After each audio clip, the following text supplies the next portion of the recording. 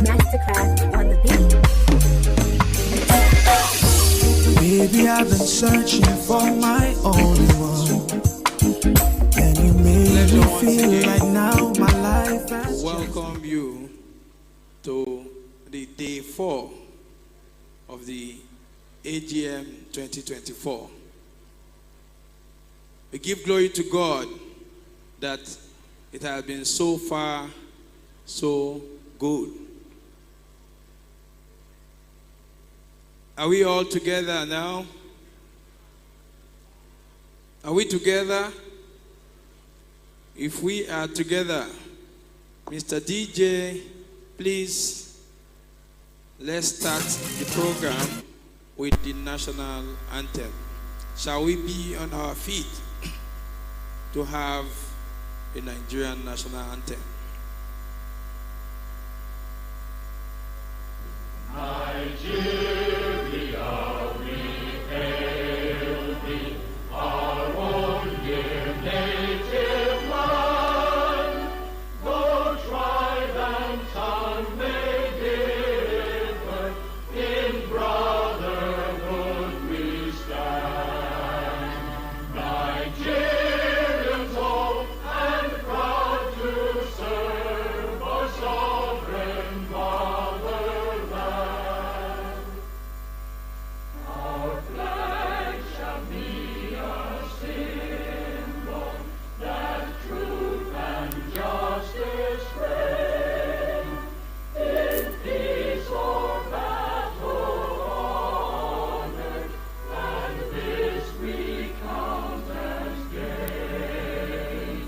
To hang on to our children a banner we made.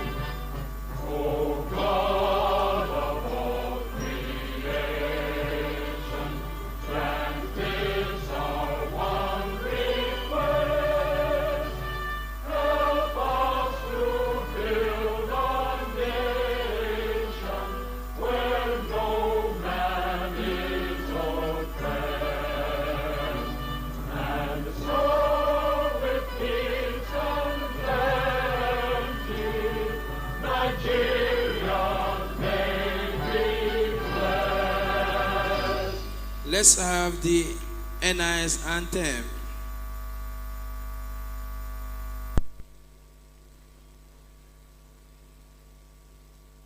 Mr. DJ, please.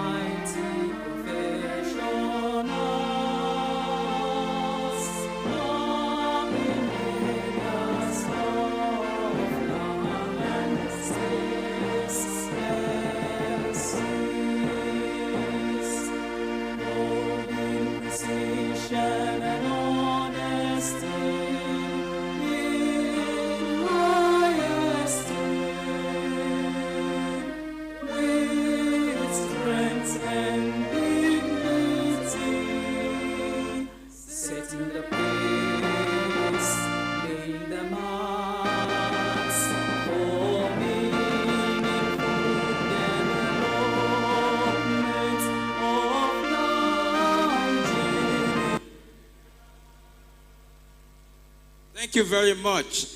Shall we have the third stanza of the national anthem as our opening prayer? I will lead, then you say after me. O God of all creation, grant this our one request. Help us to build a nation where no man is oppressed, and so with peace and plenty, Nigeria may be blessed. Amen. Let's put our hands together for Nigeria.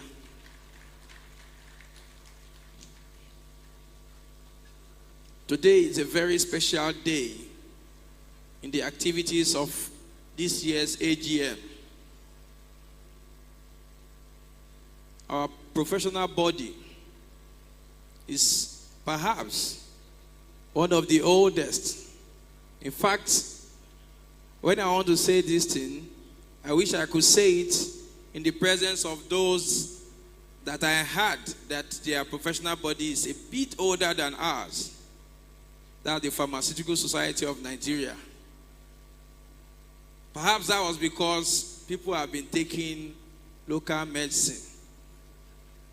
But before they could take local drugs, agbo and the rest, they would have acquired their land, and they don't want to fight the next man next to them. The attention of the surveyors would have been called. So I would have told them. But the milestone of 90 years is actually a big deal. If you are proud to be a surveyor, please let's put our hands together for ourselves. I am very proud to be a surveyor. Say to your neighbor that I am very proud to be a surveyor. Yes, Mr. President, ladies and gentlemen, without taking too much of our time, if you don't know history, it's a mystery. We thank God that God has blessed us with men that are able to keep the history of the profession. Have you come across that book, History of FNIS, History of Surveying in Nigeria? Have you seen that book? Let me give you an expo. If you are going to be a fellow, that book is quite necessary for you. But even if you are not going to be a fellow, that book is now very, very important for you.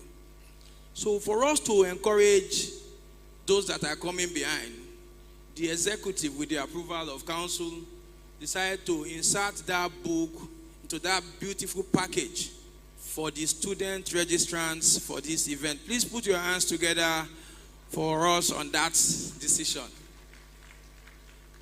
Because if they don't know the history of the profession, they would not be able to know how it's being done and what should be done to improve on it.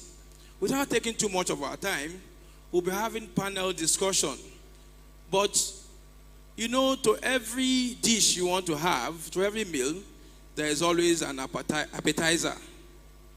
So our appetites will be wet.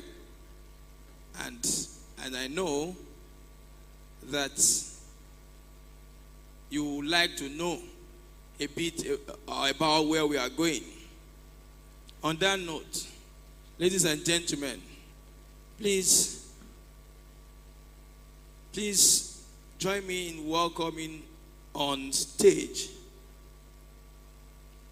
our own erudite scholar,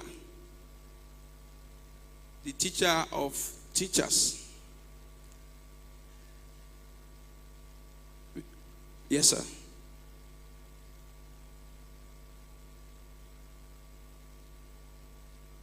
Without taking too much of our time, ladies and gentlemen, I want you to know the persons that are in the front row and the rest of us. First, I'm going to introduce the president of the institution. Ladies and gentlemen, please put your hands together for Surveyor Dr. M.O. Ibitoye. Did I tell you his other name the other time? I will tell you, we have to sacrifice. So, the sacrifice will yield positive result by the grace of God. Also, permit me to recognize the past president of the institution, those that are the beacon, that have kept the history for us, and that have always been with us at every of our events. Ladies and gentlemen, please put your hands together for Surveyor Solomon J. Ojekere, MFR, FNIS, PPNIS.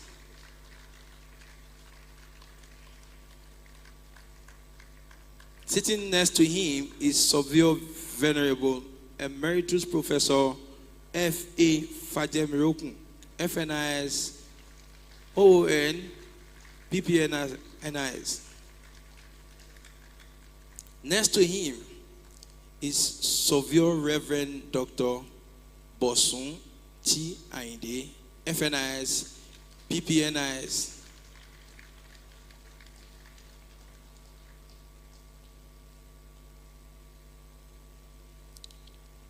Also, ladies and gentlemen, please put your hands together for our past president and the chairman of Board of Fellows of the institution.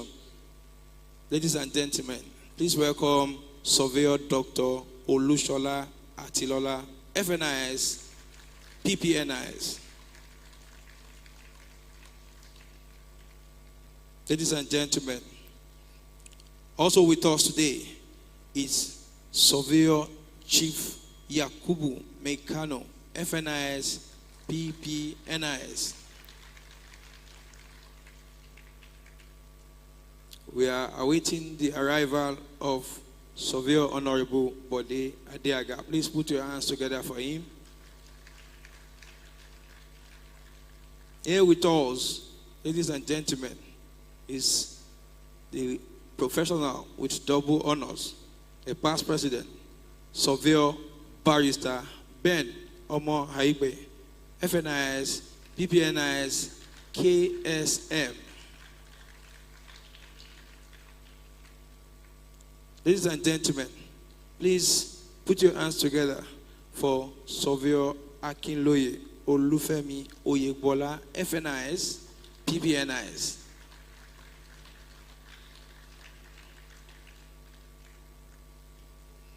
Ladies and gentlemen, we also have in our midst today the Surveyor General of the Federation. Please put your hands together for Surveyor A.A. Adebomeyin, Triple A's.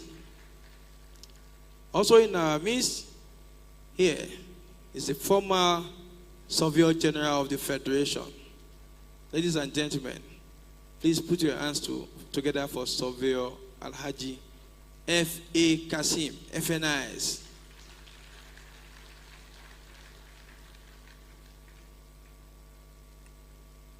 Ladies and gentlemen, I was being guided by the sitting arrangement of our past president, and I've been told that one of them is actually somewhere in the hall. I keep using us. Wait. It will soon be your time. Please, ladies and gentlemen, put your hands together for Surveyor Dr. Kayode Oluwamotemi, FNIS, PPNIS.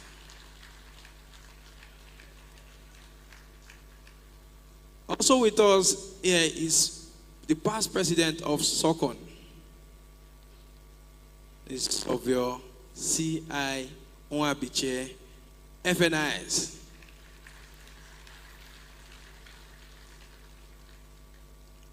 Sitting very close to him is the past registrar of SOCON, Surveyor Prince Afolabi Sholesi, FNIS. And the man that is always willing to support NIS all the time. Permit me to also recognize Surveyor Clan Aigwe, FNIS. Aigwe Irene, FNIS.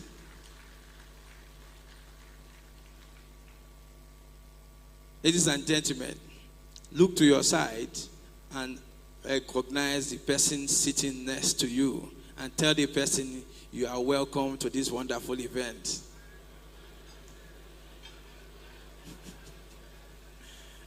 On that note,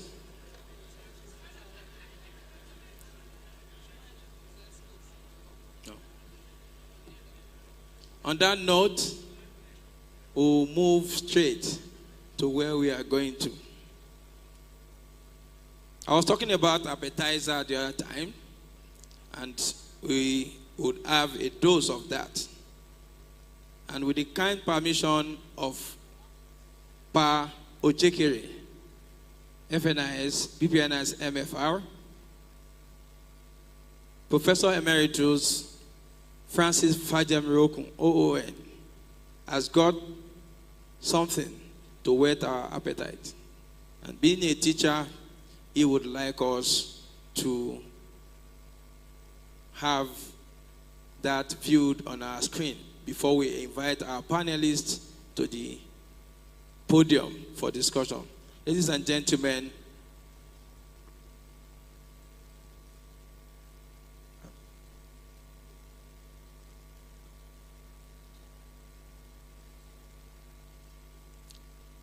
in the meantime, I was talking about you talking to your neighbor the other time. Look at the person next to you, to your right or to your left. Surveyors are trustworthy people, I said. And you can trust the person sitting next to you. Please, if you trust the person sitting next to you, can you exchange your phone? Let's start from there first now.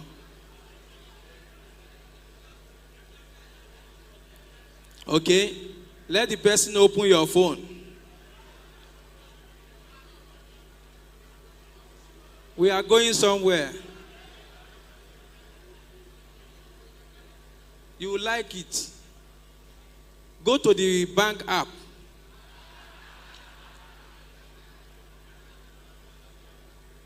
Are you there? Check the balance. If you know the balance, please, you are entitled to 10%. Is that not good enough? Please take the 10% and put your hands together for me.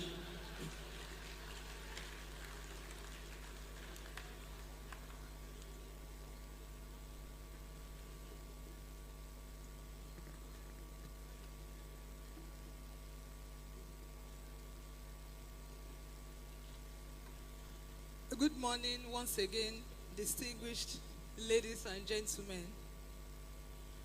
It's a pleasure this morning to welcome us all to the first plenary session that we are going to be having this morning.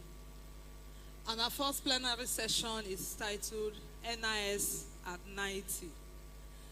If we flip our program booklet to page 11, there is a brief history of the Nigerian Institution of Surveyors, its aims and objectives. You'll agree with me that a 90-year-old person cannot have a history as short as this. Having said that this morning, we are privileged to have in our midst distinguished past presidents. And in light of that, they are going to be leading the conversation this morning. And I want to encourage all of us, especially people in my cadre, if you know what I mean, to listen very well and listen attentively. I'm so sure that it's going to be very enriching and educative. President, please allow me to call a distinguished past president in the person of Surveyor Solomon Jaye Ojekere, MFR, FNIS, PPNIS, to the panel session, sir.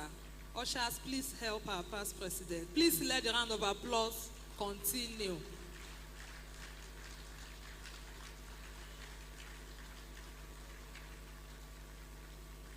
I expect the round of applause to be sustained.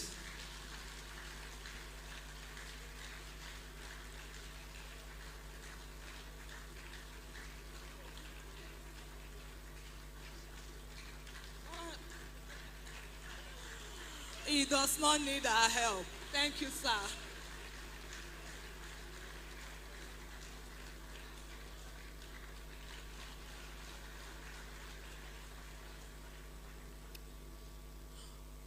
Thank you. I know Baba is 92, Am I right? He's 92. Please, another round of applause. He's not even wearing glasses.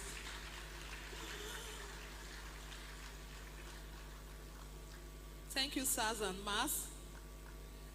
Once again, with the kind permission of the President, I would like to call a distinguished scholar, professor of professors. He knows that I used to tell him if he did not teach you, he taught the person that taught you, or he taught the person that taught the person that taught you. You just have to be in one of the three categories. It's my pleasure this morning to call on my own teacher, Professor, Emeritus Professor, Surv, F.A. Fajemirokun, FNIS, PPNIS, OON.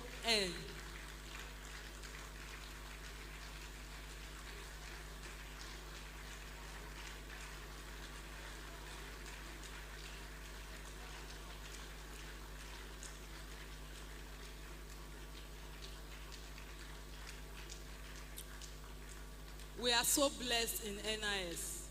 Please sustain the applause.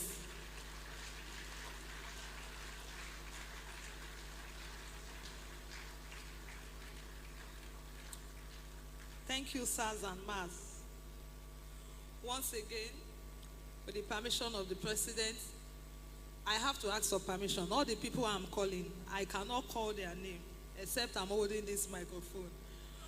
With the permission of the President, I would like to call another distinguished past president. In my branch, we all know him. You can't mess up when he's there. He will correct you, even if it has to be in public, and you must do it right. Please join me this morning to welcome Surv, Reverend Poson T. Ayede, FNIS, PPNIS, another distinguished past president of the NIS.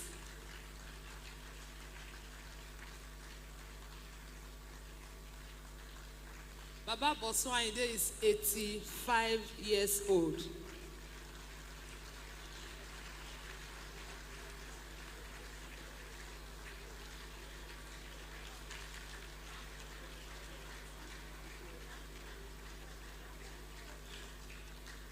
Okay, so incidentally, Professor Fajemirokun is the youngest. I was told he's just 82. Oh, 83. A few days ago, sir. Okay, 83. Please, a round of applause for our past president.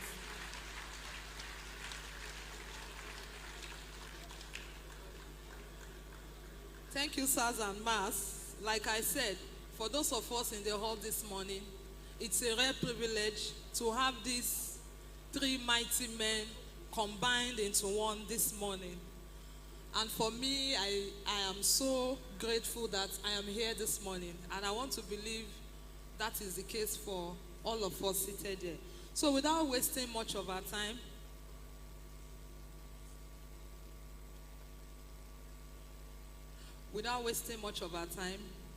because one of them, the youngest, is a teacher, is going to kickstart this morning with a presentation.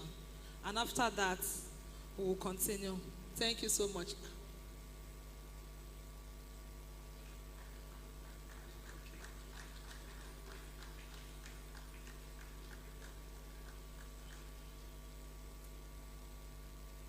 So on that note this morning, I would like to call on Emeritus Professor F.A. Fajemirokun, FNIS, PPNIS, OON. You're welcome, sir.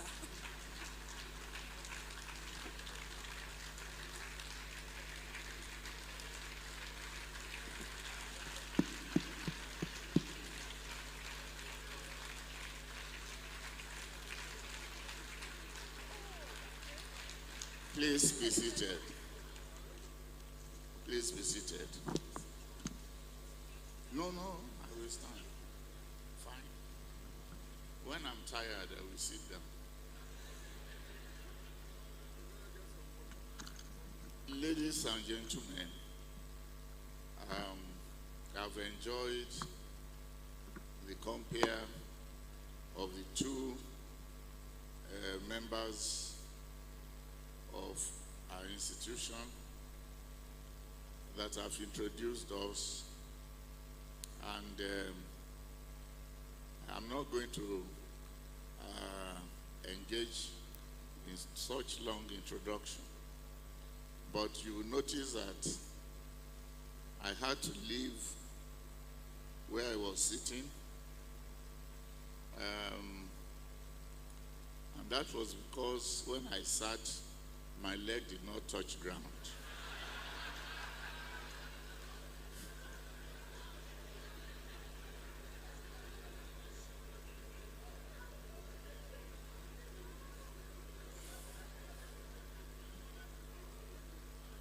Also, when we were being introduced, I was the only person whose age was left out at first. And when I protested, they deducted 1 year from my age.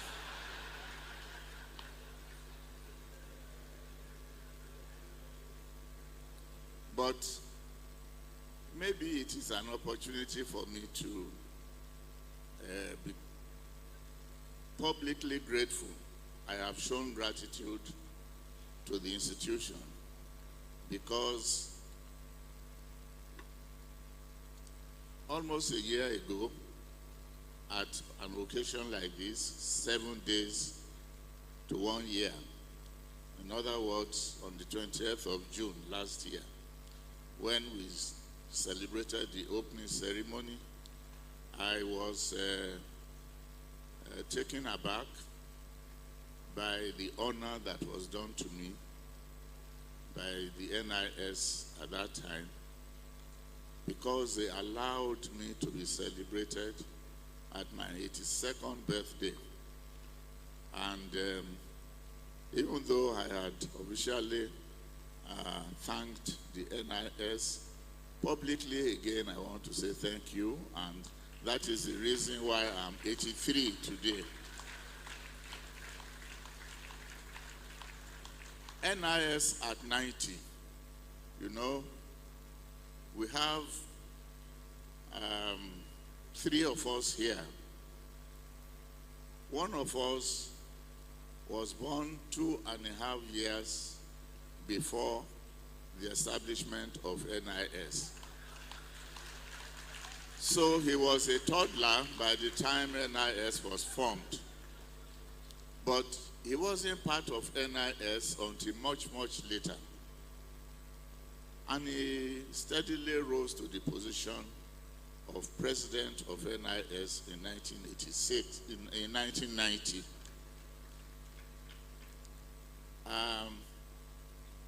I took over from him in 1992. And then the man who is 3 years plus a few days, 2 years actually, plus a few days older than me, took over from me in 1994.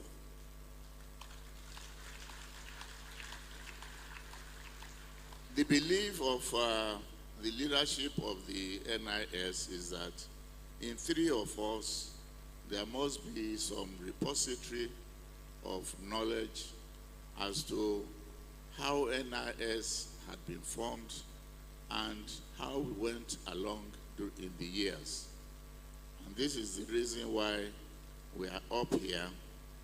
We are going to let you know about the development of the formation of NIS, the development of NIS, the problems of NIS, the solutions that we have found over the years, and the fact that there are still problems and there are still expectations, and that our future, it is time for us to also plan for our future.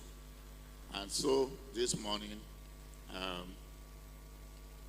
to speak first will be our revered past president, Surv S.J. Ojekere. Then I will follow, and then past President Boswanyide will take the rear. We expect that you will note the things that we are saying, things that we are talking about, the solutions that we are profiling, and see whether you can follow all this so that in the afternoon, in the second session, in the second plenary session, the discussants will focus on some of these things so as to arrive at a consensus here as to the direction of the NIS moving forward. On that note, let me respectfully call on my past president, Baba S.J. Ojekere, to give his own talk. I'm told that you are free to sit down, but I know that as a surveyor, you are capable of standing up. So you are welcome to the podium, sir. Please give him a round of applause.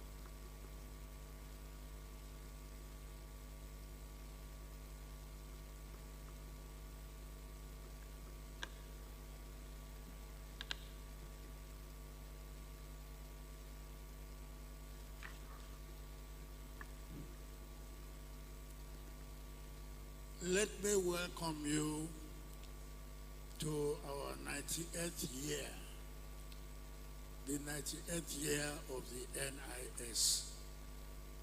Congratulations.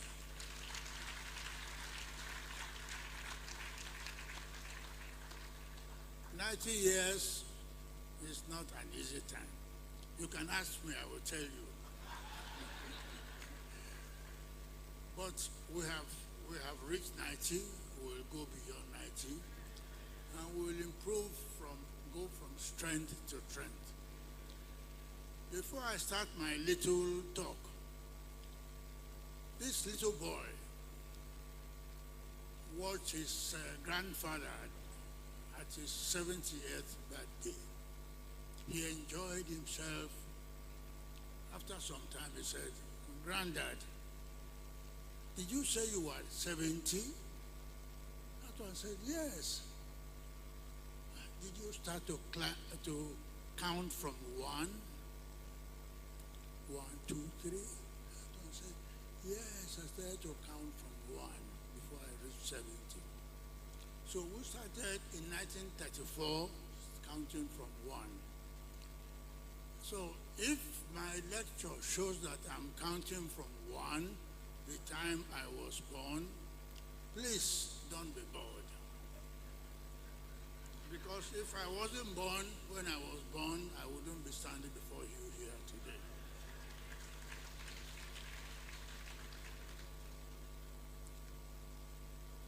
My first sight of a surveyor was in 1948, when I saw a surveyor smart in shorts, peeping through an instrument. I didn't know the name then, but it was a theodolite, with a large umbrella over the instrument. His name, I believe, was KKK. I think he came from the Delta. I don't know where he is now. I was very impressed.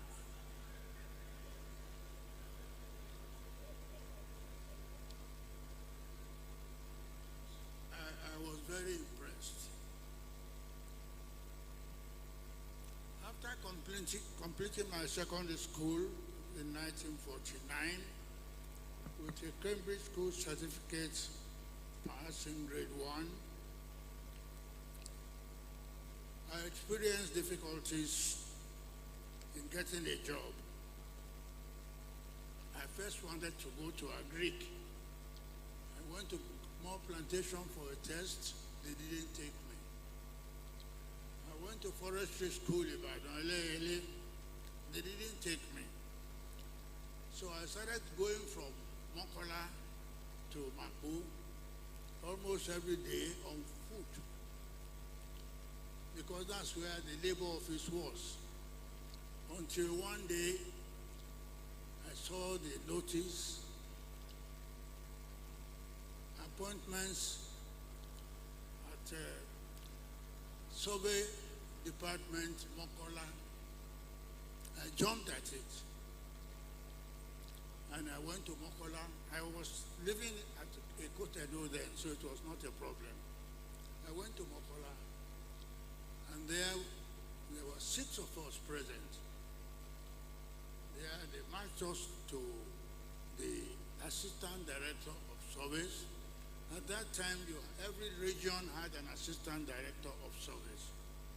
Then the Director of Federal Service was in Lagos. Mr. Kist, I believe his name was, he greeted us and they marched us to one room and we sat down. They gave us a test.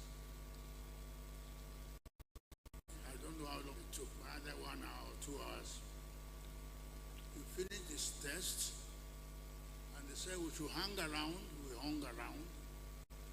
After 2 hours, they called us and said, Adeshino, Ojekere, 2 of you passed. Next week, Monday, go to Ibadan railway station. You are traveling to Kaduna for training. I got home, I told my brother, this was end of May, from December that we finished school. I told my brother, he was so happy because I was living with him. I had lost my father years before then. And we got to the railway station. They booked us in 2nd class. When we got in, there were 2 Lagos boys there. Mr. Elliott and Mr. Sadiku. They also were going to the service school. So 4 of us, additional myself, Vic Elliott, and Sadiku, we traveled to Kaduna. When we got to Kaduna, KDJ, I think it was called, we were taken to Kakuri, where we all lived 6-9 months in the tent. There we had our training. When we finished our training, there were 4 of us from Lagos and Ibadan. Sonyaolu, I believe, came from Abeokuta. You all remember Sonyaolu? Then there was Okuosa from the east. There was a thief man, I don't remember his name. Man, I don't remember his name also. We finished and I was posted to Abeokuta, and there it all started. My results were good. I don't want to say I came first. My results were very good.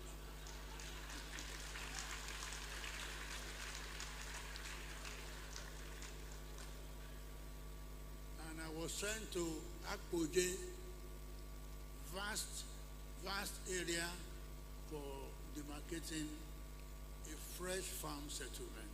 It took me months. I left our family. When I got this appointment, my brother was so glad. Sorry, I can go on. I haven't started talking about NIS. When I got this appointment, my brother was so glad. he looked around and they found somebody who had just come back from Survey School, Kaduna. It was Chike Beji. So they asked me to see him. When that one saw me, because I was a small-fed person, he said, "You are going to Kaduna?" I said, "Yes." He said, "Can you make it?" I said, "I will try." "Can you carry pillar?" I said, "When I get there, I will try." So that was the pillar that was on my mind. We got there, our principal was Mr. Way, S.O. Way, from Lagos. Mr. Anosike was the vice principal. We did our time. When it came to the time of molding pillars, I showed keen interest. Oh, this is what they call a pillar. You know, the pillars of those days were. So I told them, I want to carry the pillar. The laborers looked at me. "Is this man well?" I said, "Yes, I want to carry the pillar." So they put the pillar on my head. It was heavy, real heavy. I walked up and down and I came back. So when we got to this large farm, where we had to carry pillars, miles this way, come back to tent, cut the line, miles. I then discovered that these laborers that we have, they do a lot of work for us. After Akboje, I was sent to, I will get to NIS very soon. After Akboje, I was sent to Ijebu-Ode to do revision of 1 in 1,200 township plans. Our people in those days were good. We carried the sheet already mounted, and it was done by plain tabling.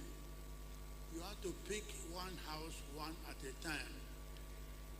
When you cannot, you do a plain tabling traverse and use it to pick one house. When I finished Ijebu-Ode, we went to Shagamu and from there to Ijebubu. It was during one of these surveys, one of these periods, that I was doing some survey very close to the road, and I had Jaye, Jaye, Jaye, Jaye. I looked. He said, "Oruko Jaye no paper. My name has appeared in the paper." I said, "What?" What happened?" I got the scholarship, the very first scholarship of Coastal Region to do surveying.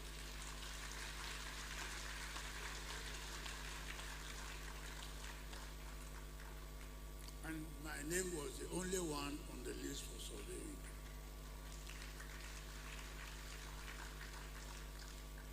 And so, to cut a long story short, I went to the University College Ibadan, but before then we did entrance exam. We all came from, I left from Ijebu-Ode to Ibadan. They sat us in a room, we took the exam and went away. The exam leaked. The exam leaked in 1953.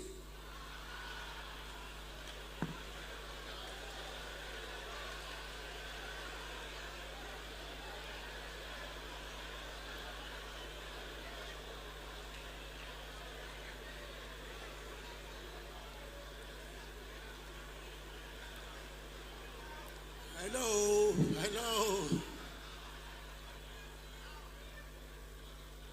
They called us back. At that time, the first exam was taken at Eleyele. By the time they called us back, the first hall, Melambi Hall, was ready. So we all went into Melambi Hall, a room to ourselves, a bed to yourself, people coming to take over you, they take over your room when you are not there, clean it for you. You go to the dining, the table is set, you eat anything you want. We were there for 3 days, and every day you went to the board to check your name. The day the result was displayed, I went with Adeshino, my classmate at Ibadan. His father was in the legislature, central legislature at Lagos. I was looking for my name, he was looking for his name. I couldn't find my name. But I said, I saw Adeshino, and he saw my name, and that's how I got in through. Well, with school certificates, you had to do 5 years. So we finished. I changed my course from mathematics to geography because you are the ones drawing the maps. So why don't you study what you are doing? And actually, Mr. Fajemirokun, when he was an undergraduate, was coming to Ibadan Grammar School to teach us. So I developed an interest in it, and up till tomorrow, Fajemirokun is 98 now. Up till tomorrow, when I see him, I remind him. Anyway, finished Ibadan, then I worked for some time before I went to the University College London and qualified properly. My first posting was Ikeja. I had just got married and they posted me to Ikeja to live in a tent. I told them, I just got married. Mr. Annette Oyibo said, go there with your wife. We stayed in the tent for 3 months before Mr. Kukoyi got dressed his soul. Said, this is not right. The labor office again was in their compound that they pitched my tent, our tent. So Mr. Kukoyi managed to get their guest room and parlor and facilities, and we moved into that place.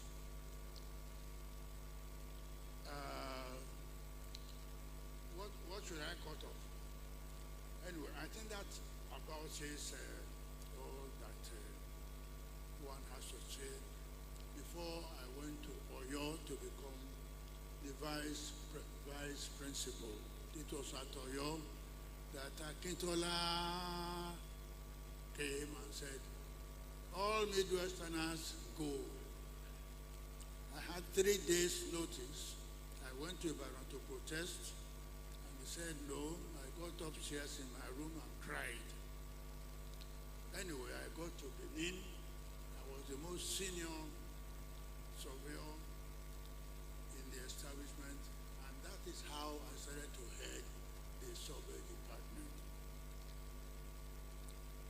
That was 1963. I took the license in 1964.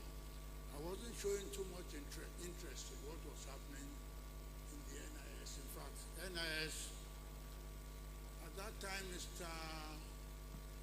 Oluwole Koka had become the director of federal service, and Mr. Kukoyi was the man behind the steering wheel of the NIS. They had their own battles. Eventually, around that time again, the Surveyors Licensing Board, with Chief Oluwole Koka as the president, as the chairman, had a running battle with licensed surveyors until in 1974, when the counter signature of plans was cancelled by decree number 34, I think. Something about the counter signature of plans was that it helped to check license surveyors. When I retired, the first thing I saw in my office, I tried to start an office, when I retired, somebody came to me with a portfolio full of plans. He came from Ugeli. I said, thank you very much. What do you want me to do? He said, I want you to sign these plans. I said, no problem. I said, first, I will go to the field and check. He looked at me. He said, packing his load, and he left. I know that at Abeokuta, when the NIS met at Abeokuta, I was trying to promote this question of checking the number of plants a licensed surveyor should bring in every month. I don't think it taught anything. Nobody cared to know what I was talking about. At that time, there was a big surveyor, very serious senior surveyor, who they claimed in the middle of the road, somebody can stop him, he will come out and sign his the plan on top of his car. Those are the things that have spoiled us, and somehow Mr. Dr. Atilola used one expression I have never heard of before. He said, those nomadic surveyors. I noted it, I never heard that one before. Those are things that are drawing us back.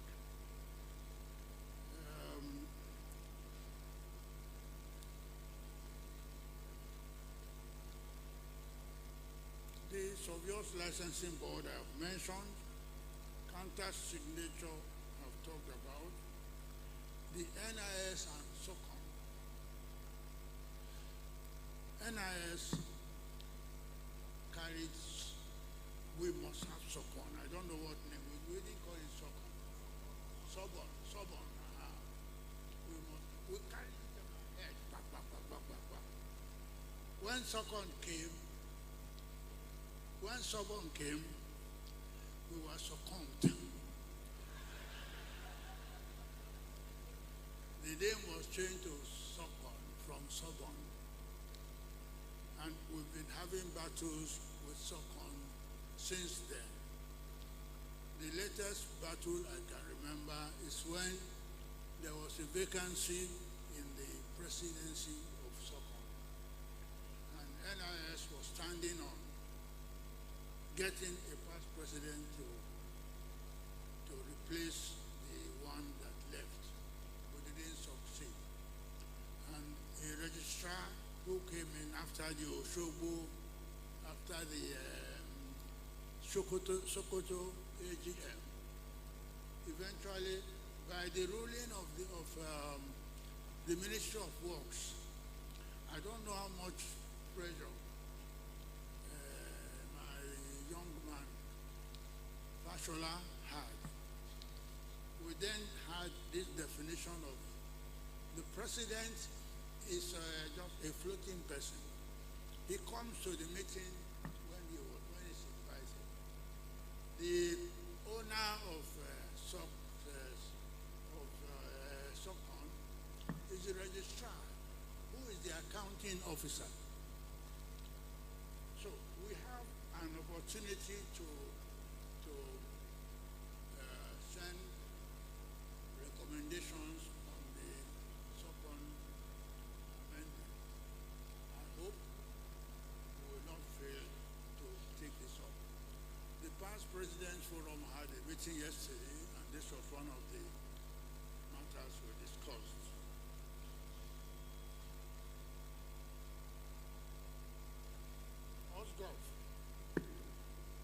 Osgoff, my Surveyor General of the Federation, of course, to some of us, is turning out to be the former Director of Federal Service.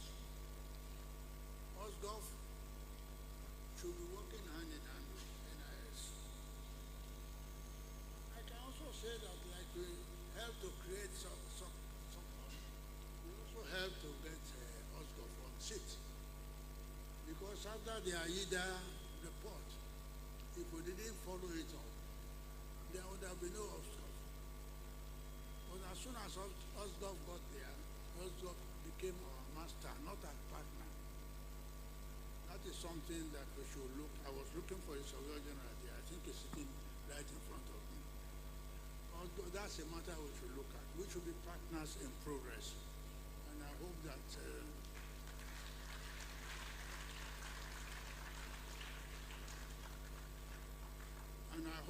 the meetings, the discussions we have this afternoon will touch on that. I became president in 1990. I've forgotten that one. Of the NIS in Kano. I went to Kano. I was not in any way thinking of contesting for any post. Some people came to me and I said, somehow I managed to be made president. 1990 to 1992. I thought I ought to mention this period because if I was not president, I wouldn't be standing here. The honor I'm getting is that I was a past president. Now, in those days, things were hard. We were in Montgomery, 8 Montgomery. Somebody reminded me yesterday, and Auntie Laura will always say, when a guy is coming from Benin, he knew always what he wanted to take. A bottle of stout, barley, and nuts, and so on. Now, coming from Benin, was on my own stick. Laoye was coming from Ibadan, and everybody made that trip from their own pocket. When we had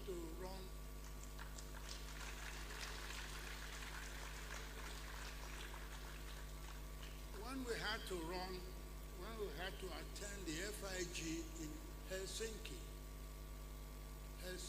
Finland.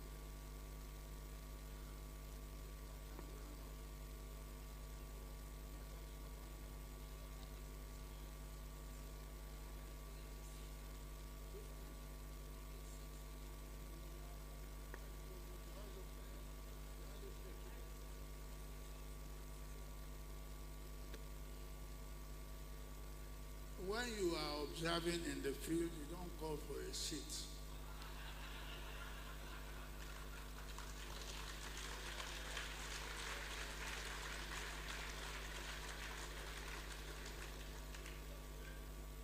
All these trips around the country, I know we went to Kano once, Odukoya, God rest his soul, and myself, we paid from our pockets.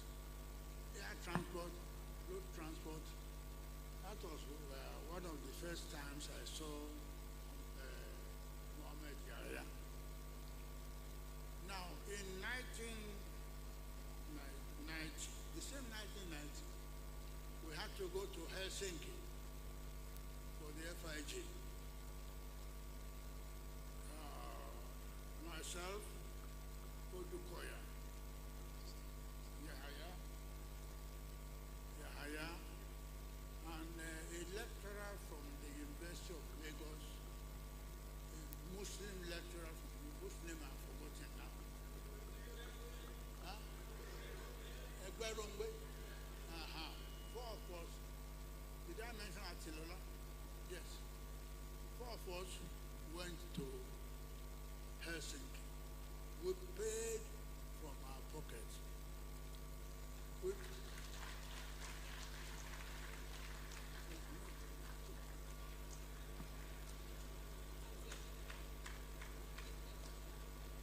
Transport, hotel bills, everything.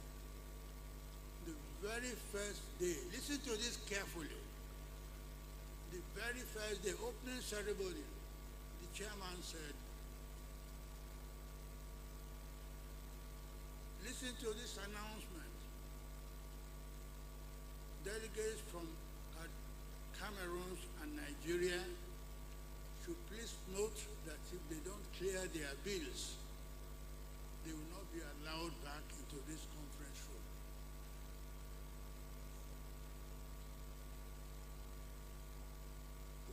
The 4 of us looked at ourselves. I asked, how how much was the bill. They said $8,000.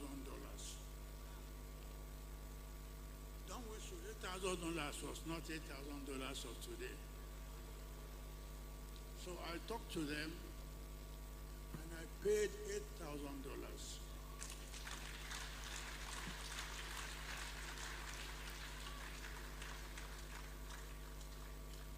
I returned to Nigeria. I mentioned this at our meeting.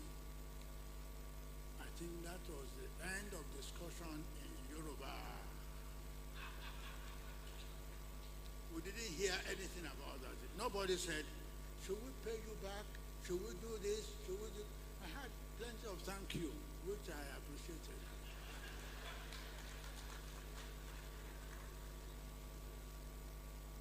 After Helsinki, there was a Commonwealth Surveyors Conference in Cambridge.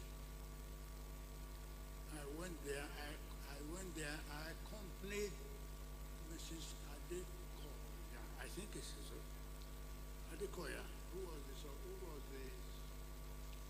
director of service there. Free on my own. And I did not have the money. What this is really up to is not self-glorification. We have to be doing this in the interest of the NIS so that we can stay where we are supposed to be. NIS did not have the money. I think before I sit down, I'll mention one other thing. When there was problem about finding money for NIS,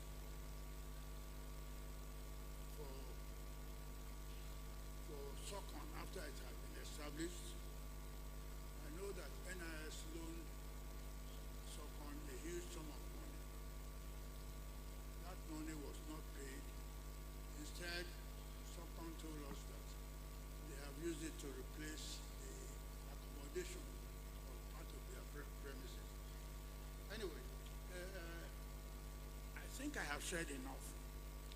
I can say a little bit more if I have questions. The numerical strength, I believe the problems we had in our case was that if you take the first 4 rows of this, the total number of surveyors who are practicing, who are showing interest in the NIS was not more than that. We were not more than 50. So there is really very little, there was really very little. We tried our best, we kept the flag flying.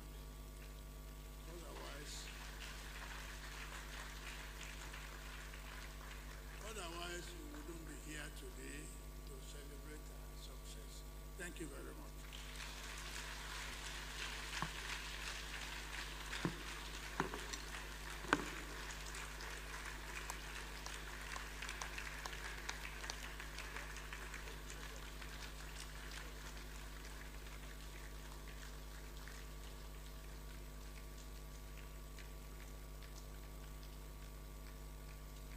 Let us continue, please.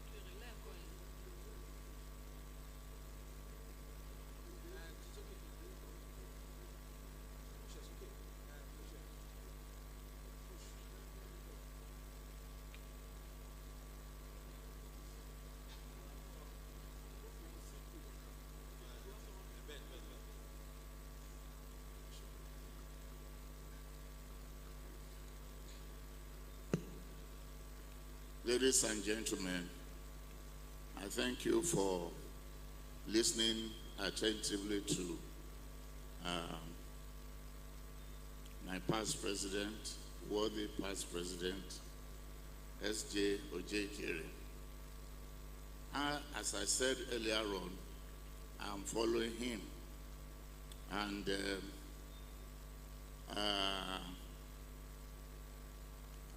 I won't repeat my own history because it is so different from his own. So I will go straight to what I believe that we need to do quickly. But let me start by quoting a First Lady of USA, United States of America, by the name Mrs. Eleanor Roosevelt. She said, "Yesterday is history, tomorrow is a mystery, and today is a gift of God, which is why we call it present." It is a present. Today is a present from God. And it is a present so that we can think and plan for tomorrow.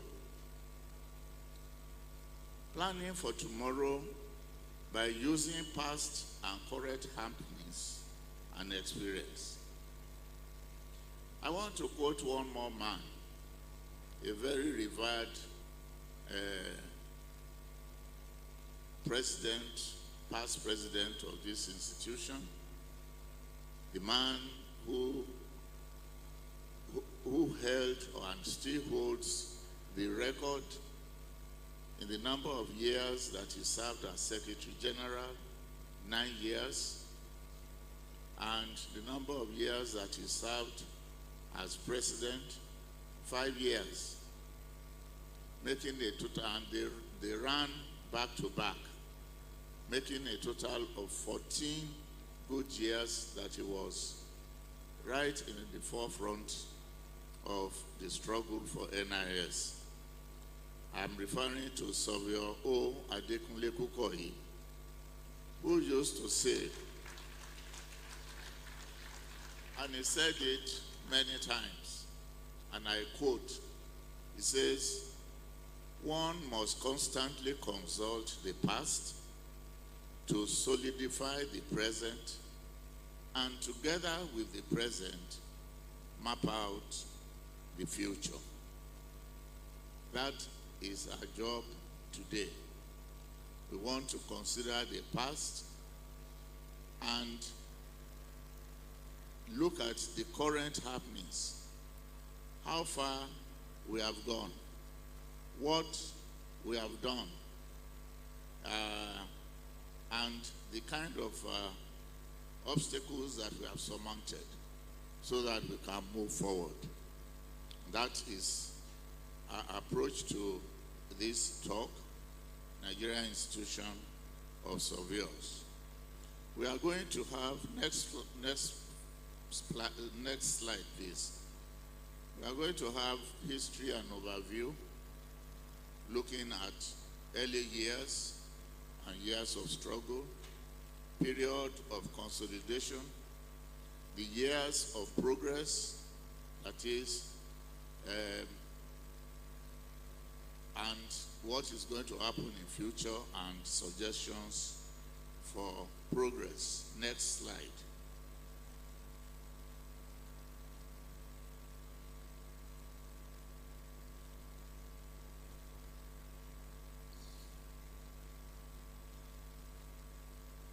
Those slides are not coming up very well. I don't know why. But if you listen attentively, I'm sure you'll get what I'm talking about. As our history, our total history is made up of the founding years, the years of struggle, and there were many. Then we recorded some progress, and Prof. Ojekere actually mentioned some of this, but it will be reiterated. in this lecture.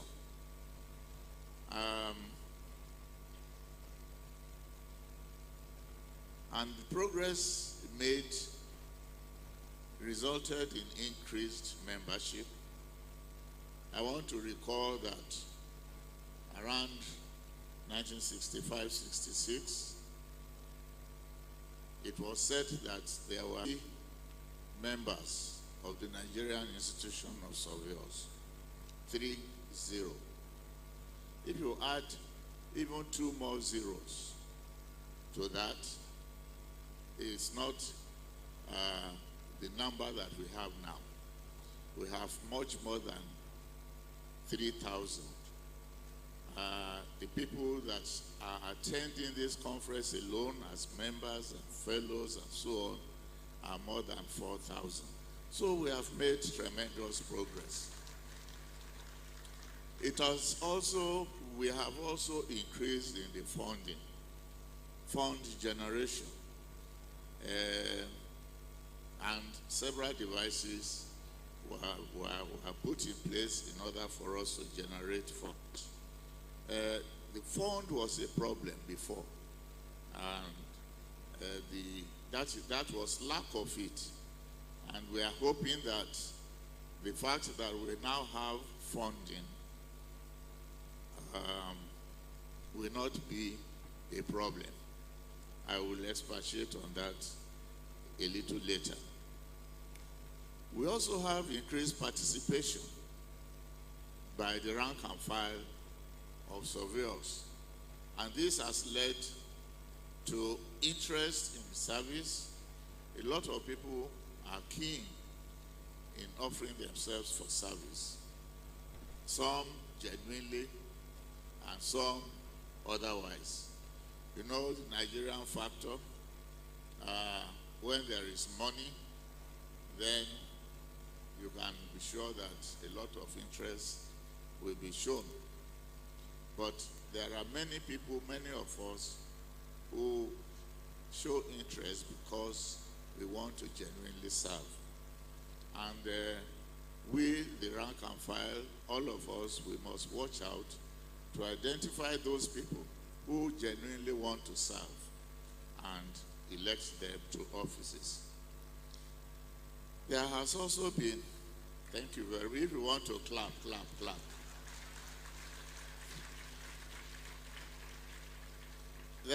There is also the formation of subgroups.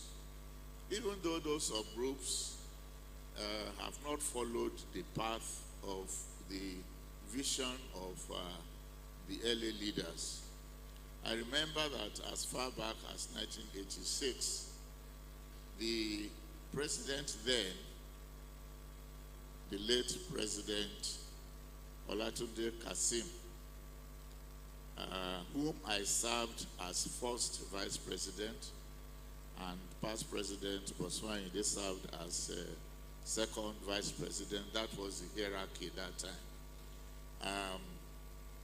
Proposed that we have subgroups along the lines of the divisions in the profession of survey. Thereby you will have the geodesy group, you have photogrammetry group, you have the cadastral group, and so on and so forth. But what we have now, we have women in surveying. We couldn't have thought of women in surveying at that time because there were only 2 or 3 or 4 female members in the profession. But you can see now that anywhere you turn your head to, there is a lady sitting. So you have women in surveying, you have, and so on. I will mention them later on. Then, all these, as I said earlier on, produce some exhibition of the Nigerian factor among members. And take what? So, I don't need to mention the Nigerian factors to you, but if you want me to, I will later on. So the our consideration will also include future expectations, strengthening of the various structures of the NIS. Let's start with the early years. I will start with licensing, which is said to have started around 1890. That time, you have, well, it was a colonial time. There was a governor of the country, and there was a survey department. And in the survey department, mainly there were Europeans. And the few Nigerians there, they worked and they served in the department. When it came to time to retirement, at the discretion of the Governor General, he will issue you, if you are a good boy, he will issue you with a certificate, with a license, and say you are licensed to practice. That was how licensing began. But later on, it metamorphosed into licensing by examination, whereby you have to take an exam, whether you are in service or out of service, you take an exam, and you are licensed. And mainly, those who get their license almost always go out at the beginning, go out of service to go and practice. So it started in 1890. There's a record that our elder statesman, Herbert Macaulay, got his license in 1898. Baba Olumide, that we celebrate his presidency, got his license in 1922. Let me go back to 1894, the Ordinance 10 of 1894. The ordinance were the laws of those days. And by that law, the governor was free to appoint official surveyors and licensed surveyors. Now, the implication of that was that there were two classes of surveyors. One class is the official surveyors. Those are the ones in service. And the second class are the licensed surveyors. And the implication of that has not even totally left us in this country and in our profession. Because it has generated, some kind of two classes of surveyors. I will expatiate later on.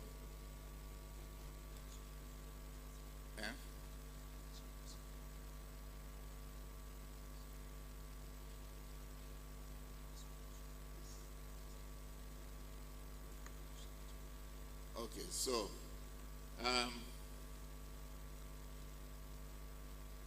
in 1934, 5 land surveyors got together. Their names, Herbert Macaulay.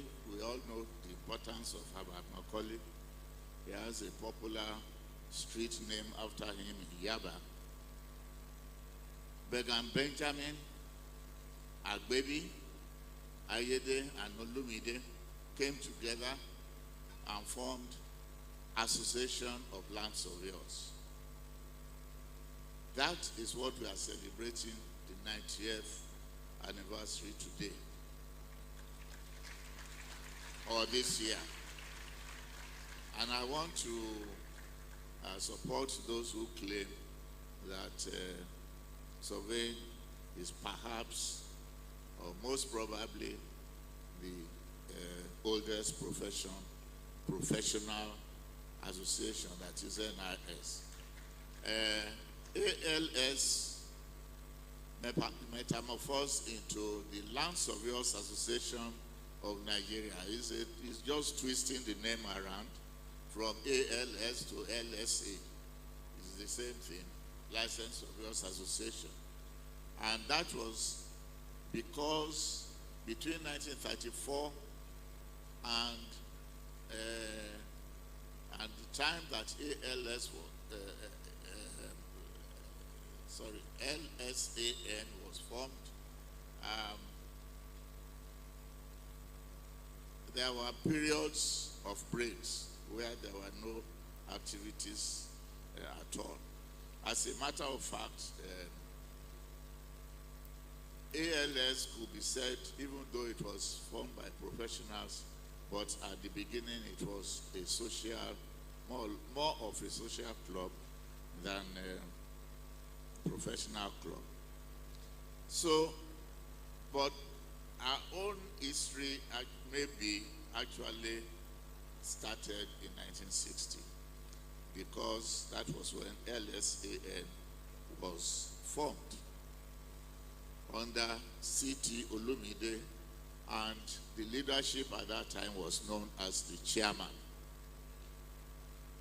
That LSAN was registered in November 64 under the Land Perpetual Succession Act. That is equivalent to the CAC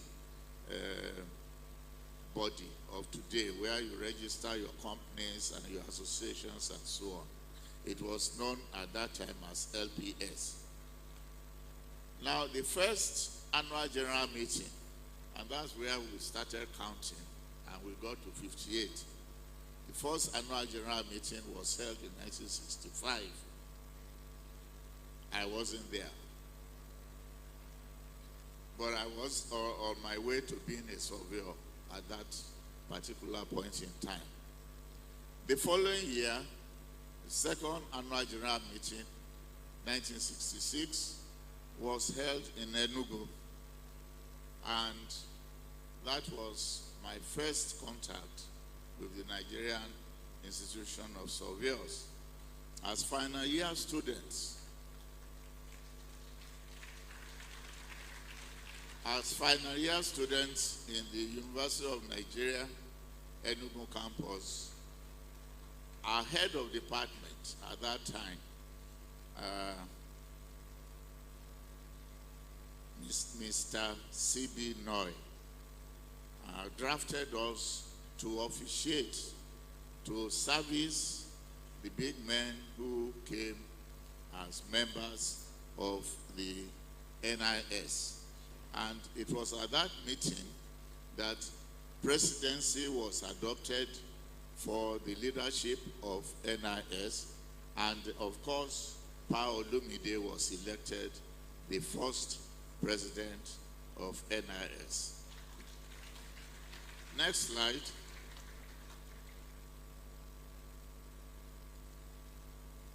The early problems of NIS. Between 1960 and 1967, cordiality reigned supreme between NIS and top survey officers in government. But later, the dichotomy reared its head. One must say that cordiality was because of the revered position of C.T. Olumide at that time, both in and out of government. He was held in high esteem.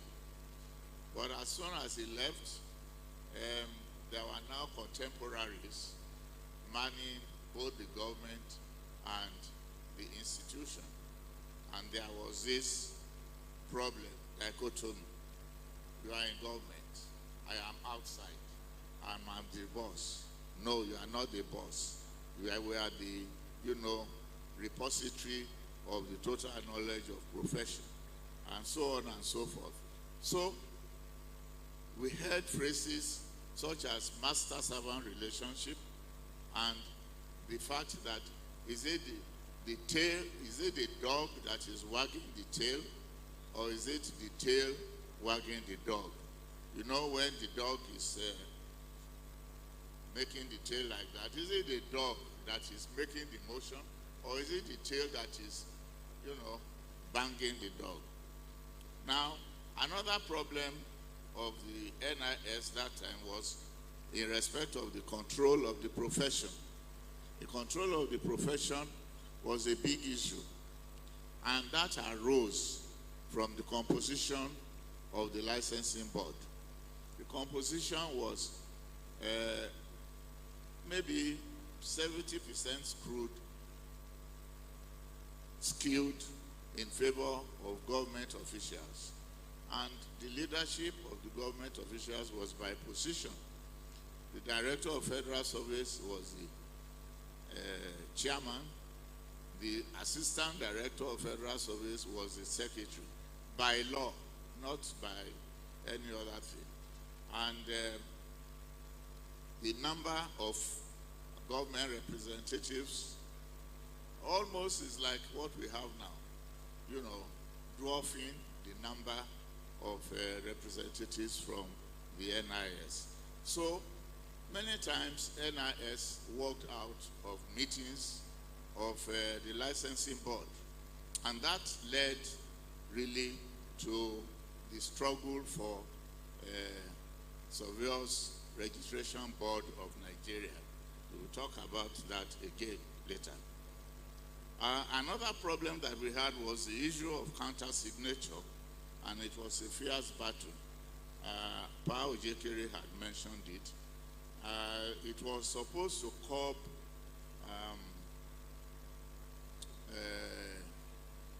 what malpractices, just signing plans that you are not privy to. But unfortunately, that did not transfer the fact that you, the Surveyor General, signed your plan does not mean that he's liable to the accuracy of or the fact that that plan is authentic. So in October 1974, the decree number 34, abolished that provision of counter signature. Another problem was that at the beginning, membership was low. Growth was very slow. Why was that? Because NIS was in fact ALS. It was an association of licensed surveyors. We called it NIS at that time. But if you are not licensed, you cannot be a member. I remember when I came back to the country in 1971, fully qualified and a lecturer, I approached NIS for membership, and I was told that no, you cannot be a member. You have to do certain things first. So many people like me, and there were many of us. Pa Boswanide was one of them. Berungbe was one of them, and so on and so forth. We were restless that we were not members of the NIS just because we were not licensed surveyors. And so that agitation, led to a rival organization, the formation of a rival organization in 1972. That rival group was called the Nigerian Association of Surveying Engineers. Perhaps because of that, or maybe in spite of that, NIS had a rethink, and because Pa Kukoyi was somebody who moved with the time, and he became president in 1973, he organized a change in the admission policy of NIS, and the result was that those of us who were outside before, we now became corporate members of the NIS, even without a license. Let me state here that at that time, they had to create what was known as associate membership. Before it was just member and then fellows. Then we that were now being admitted in 1972, in 1973 we were classified as associate members. And I think that that is what the NIS has gone back to now, saying that when you qualify, you know, you first of all be an associate member and then graduate to full member and then fellowship. The problems of NIS continued. Next slide. SOCON came into being in December 1989 as a solution to the control problem. I said that there was a control problem because of the problems of the licensing board. And the struggle for SOCON or SOBON started around 1973. So it's a 16 or so years of struggle by NIS. And history has it that other similar bodies like us, some of them achieved their own registration in 3 years, others in 6 years, and so on, mainly because of the cooperation that existed between the practitioners outside the government and practitioners inside the government. We can count many of them, such as the Nigerian Institute of Valuers and the Nigerian Institute of Quantity Surveyors. But ours took a long time because of the problem that we had, you know, between those who were in NIS and even NIS members who were in government. An example of this was that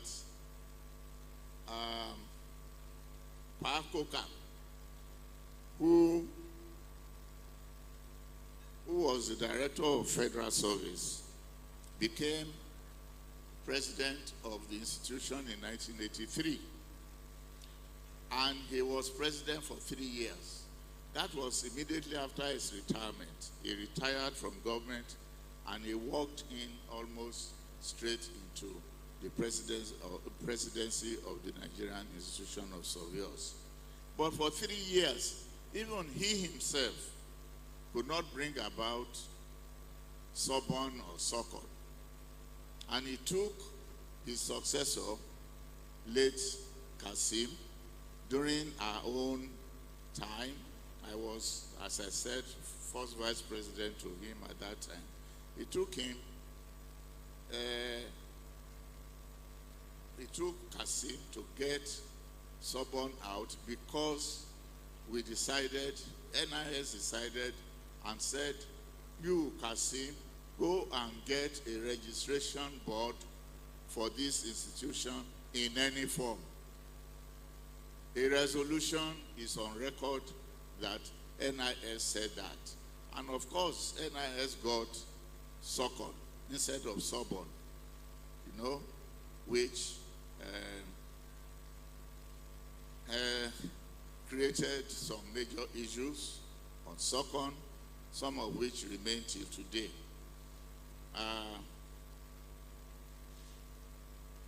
Examples are the choice of president and how president is appointed, unwieldy council, large in number, membership skewed to government officials, just like the licensing board. So these are the issues that caused a major crisis that shook NIS in 2015.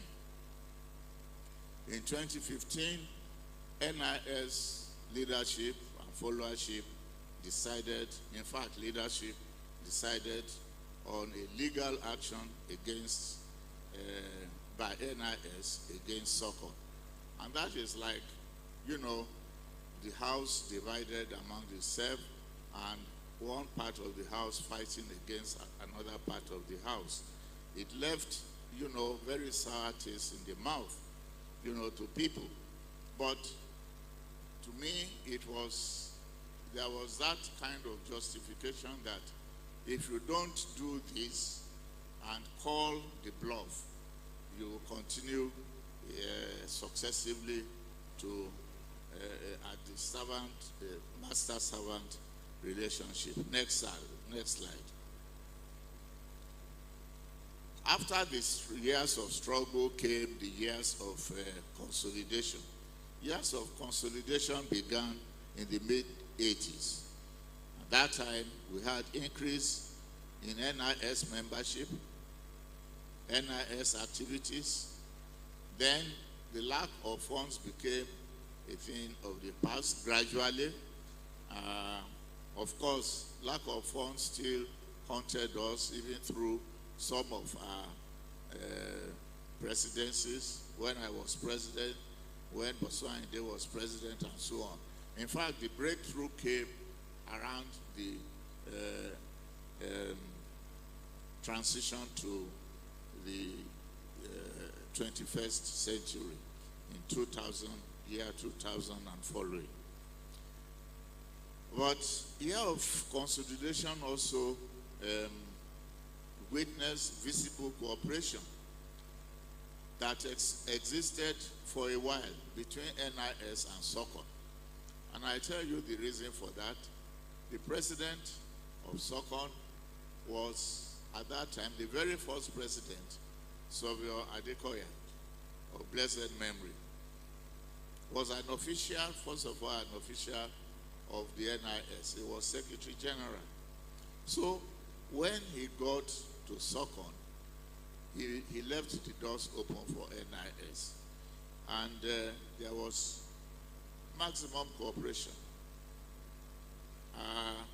So recently, there was talk of NIS, SOCON, and government forming three legs of the tripod. Some people objected to it. Others said, well, that's how it is. But the leadership of all cooperated at that time, and they assisted one another, and they had mutual respect for one another. More important is the fact that the SOCON officials were loyal members of NIS. The seeming takeover of SOCON by the Soviet generals, due to their number, which NIS leadership termed illegal, created a reversion to the old distrust. And this was around the year 2015. And we are still battling with that even at the moment. The court issue of 2015, there was no definitive court ruling on the legal, very, very important legal issues that were raised in the court. And the court, it was there in the court for 4 or 5 years, taking dates and adjourning. Nigerian factor was settled in. And then finally, NIS succumbed to what is known as settlement judgment. And there are very, very few people who know anything about what that settlement judgment contained. I am one of the top people in NIS by your grace and by the grace of God. And if you ask me, I don't know anything about that settlement judgment. The anomalies in SOCON, in second and enabling law, I believe must be resolved in a process of amendment to the law by Parliament. The Vice President in charge of academics and professional matters addressed us on Tuesday and said that there is this plan by the House of Representatives to amend the SOCON law. and even survey laws. We applaud that, and we hope that they are serious about it, because there has been several motions. One that took place shortly after the 2015 problem was in the presidency of Oyebola, when he summoned us as heads to propose amendments, and we did, and that was taken to the National Assembly, because it was the National Assembly that asked us to do it. But when we got there, they nodded their heads in agreement and so on. But the Nigerian factor again took over with that type of thing, the hand passing, asking for favors in order for them to do their job. And he who pays the piper dictates the tune. We couldn't match the payment of other people, and therefore everything was lost. Now they have regrouped, and they say they want to do something about it, and we are hoping that that will materialize. Next slide. The internal organs that were created by NIS. We have the annual general meeting, AGM. Please, I want to appeal to us that if we are not interested on that part of the hall, we can move out. There's no point in disturbing others who want to listen, who want to learn. Please clap for that.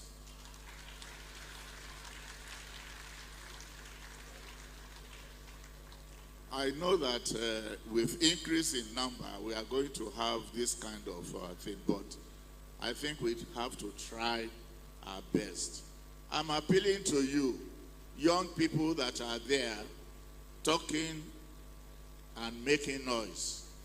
Please honor us with your silence.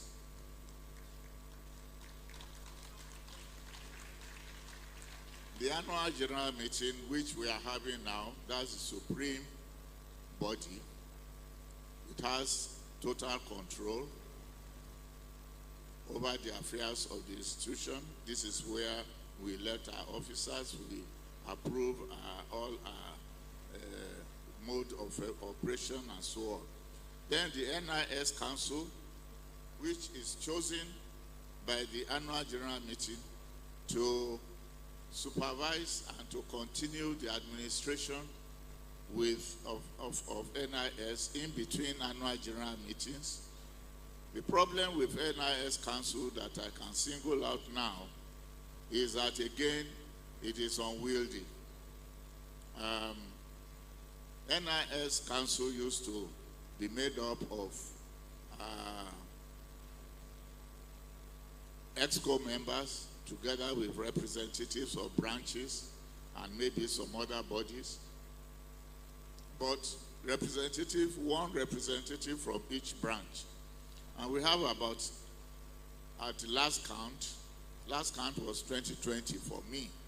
Last count we had 31 branches. So you have 31 plus another number approaching maybe 50. But in the last 2 years or so, 2-3 years, that number has been increased by incorporating chairmen of branches also, so that each branch will have 2 representatives in council.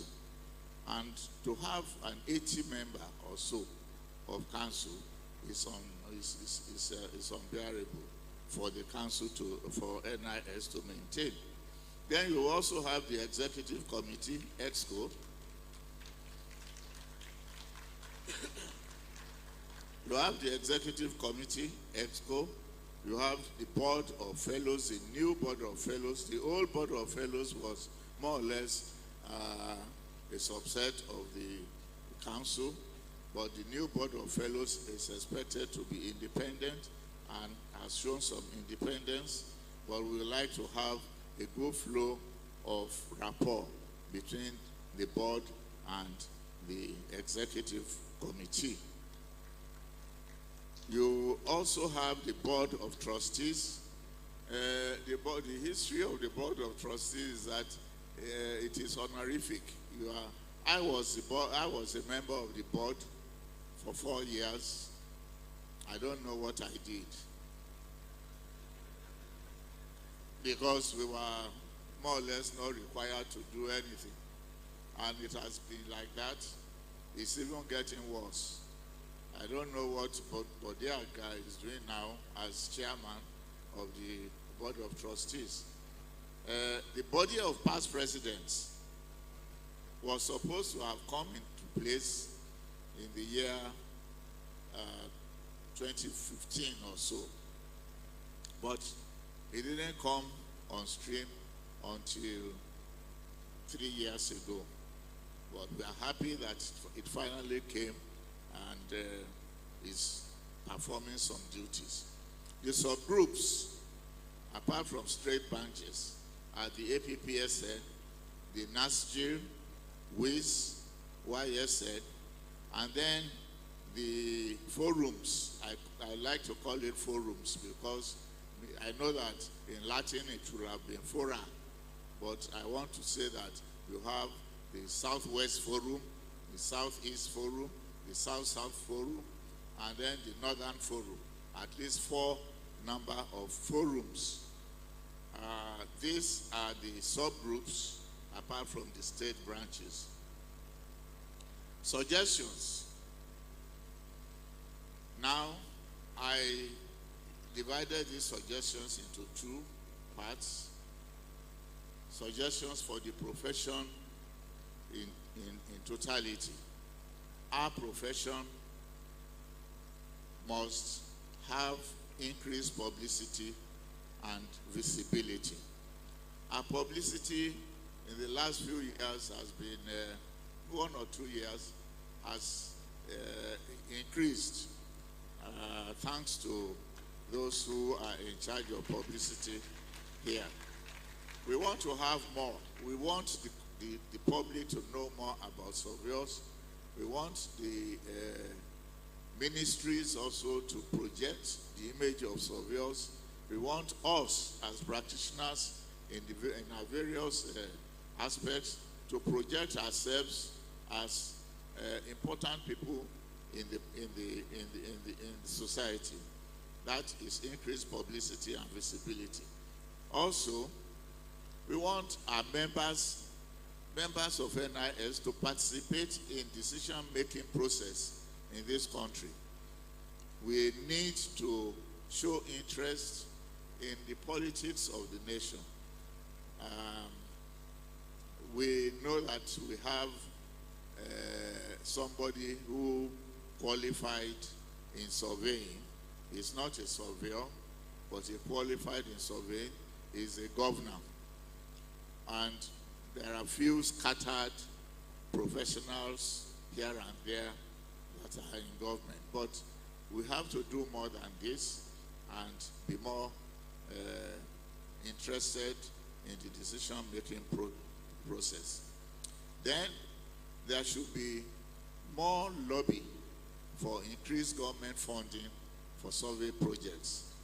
Our survey departments, particularly in the states, are sorry sites. They probably have no capacity or capability of doing much. Even in federal surveys, it looks as if funding, had become a problem for federal projects. So we must lobby for increased government funding for survey projects. And we know that when the departments are well funded, then certainly practitioners will also, privately practicing surveyors will also benefit from it. Now we need better recognition of the potential of government departments within government circles. A case in point is the survey department in Edo State. We have taken the opportunity of this AGM to advocate the elevation to the status that is actually due to them. But we know that it has not always been so. There should be no looking down on the survey department in the state or in the federal. Then there should be improvement in executive capacity and capability of survey firms and individual practitioners. We have mentioned this before. And improvement in the professional capability of surveyors. Establishment of the national policy on surveying and mapping is also something that we should look at and take care of.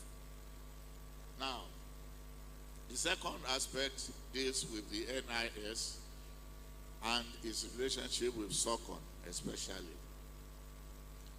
The sometimes uneasy relationship between NIS and SOCON must stop. When we started, we had maximum cooperation, and that must continue. For that to continue, there's a need to amend the SOCON law.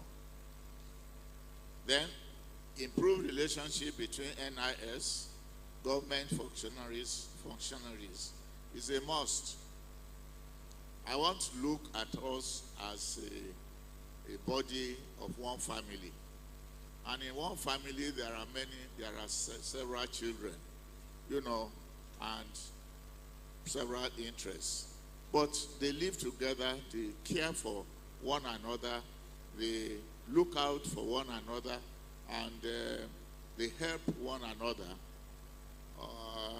And I don't see why that cannot be the case here. I believe that us versus them should vanish, and we should see ourselves as just one. We are indeed the same.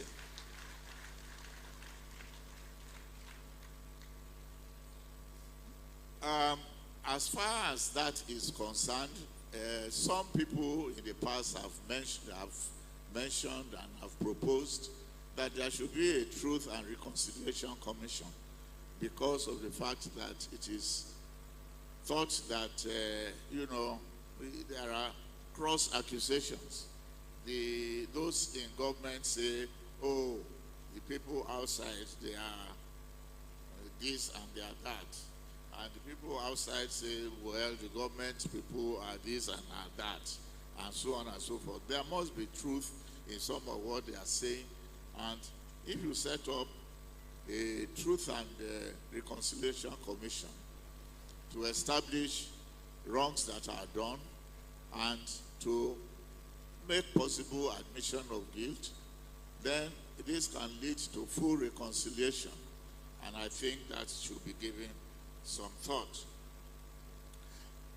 Next, we should strengthen the organs of the NIS. I had mentioned the organs before. Strengthen council and do something about the number. Strengthen the Board of Fellows, strengthen the Board of Trustees, and so on. And there must be a periodic review of policies of NIS. What we have had over the years is that each president comes in and comes with his own vision and tries to push that vision. And when he leaves, another one comes in, he jettisons the old vision and says, this is my time, Emeritus this time, it is my turn. So I do what I please. And I think that does not augur well for the institution. What the institution should do is to map out the policy. And that policy should be reviewed periodically. The last time, I think, when there was a gathering to formulate policy for NIS, I believe that was when Atilola was the president, and he took a number of people to, is it Kuru or something like that, near Jos, and these policies were formulated. Of course, even after that, we didn't follow what those policies were all about. So there must be some discipline in review of policies and following policies. Then election processes must be perfected, and tenures to act within NIS's collective visions and policies. Subgroups. I believe that there is need for NIS to define the roles of subgroups. Some subgroups are becoming bigger than the main. And you must gather together and lay the policies as to what subgroups should do and what they cannot do. I want to plead that the labors of our heroes past must not be allowed to be in vain. I thank you very much for listening. God bless each and every one of you. Thank you very much.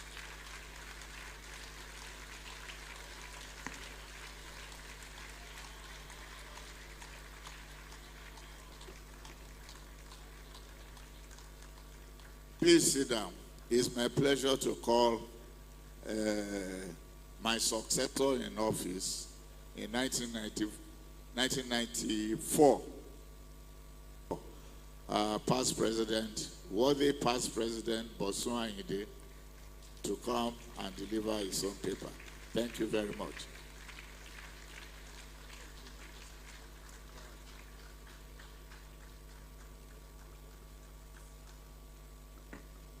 Good morning, everybody. I can't hear you.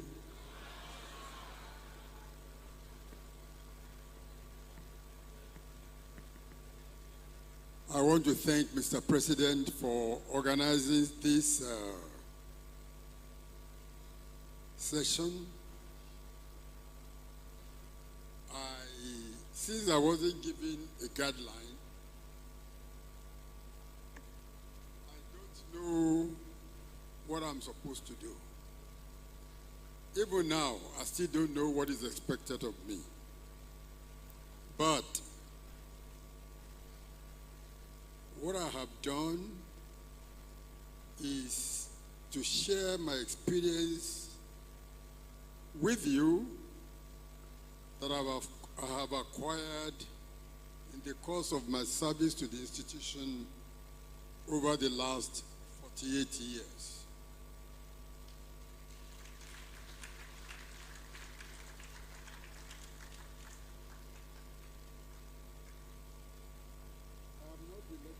I'm not the lecturer, I'm not the professor, so I don't have slides.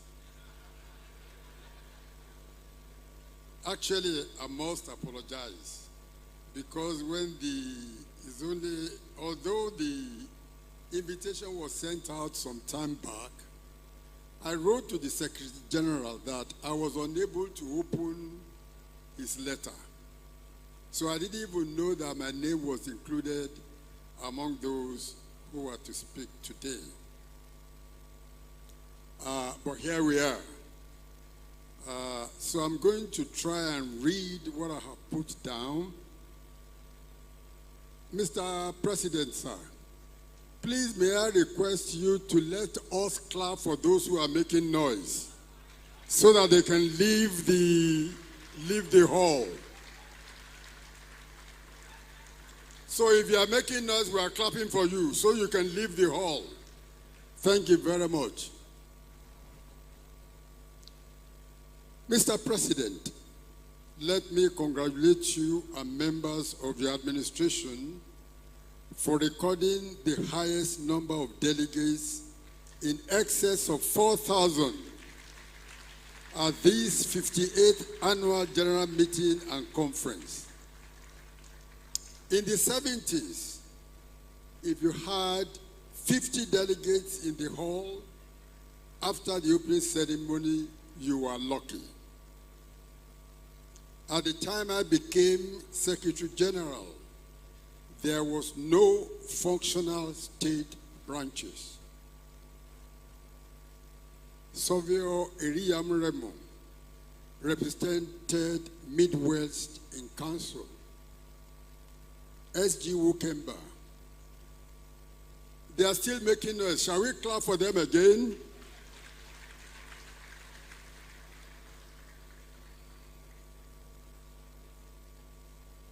S.G. Wukemba represented the East Enugu in Council. Pa Aniyom represented Cross River State in Council. And Pa Gascoigne represented Oyo in Council. I want to introduce myself, which I normally do not do in general. But for this occasion, I think I should do that. My name is Olatubosun Taiwo Ayide, and my call name is simply Bosun Ayide. I attended the NIS meeting for the first time in Ilorin in November 1976. It was the biannual conference.